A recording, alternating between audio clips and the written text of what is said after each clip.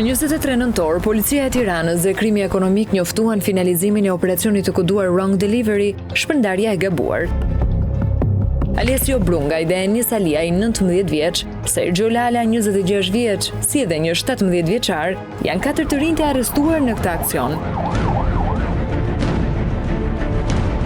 Në vlerësimin e masave të sigurisë për ta, dhoma penale e gjykatës së Tiranës caktoi masën e arrestit. Po për çfarë dyshohen ata nga policia, bashkëpunonin në formën e një grupi kriminal për hedhje në treg të kartmonedhave euro të dyshuara të falsifikuara, thot policia, ndërsa si provë materiale ka mundur të sigurojë këto që shihni në pamje. Plot 11 pako me kartmonedha prerje 50 euro, 20 euro dhe 10 euroshe. Këto para në vlerën e afro 18.000 eurove, sipas hetuesve, janë të falsifikuara.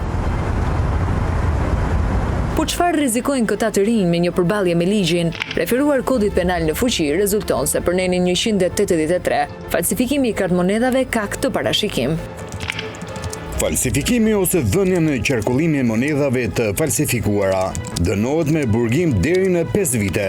Kjo vepër, kur kryhet në bashkëpunim, më shumë se një herë ose ka sjell pasoja të rënda, dënohet me burgim nga 5 deri në 15 vite. Kjo është dëshmia e një prej të dyshuarve siguruar nga emisioni Fact Check.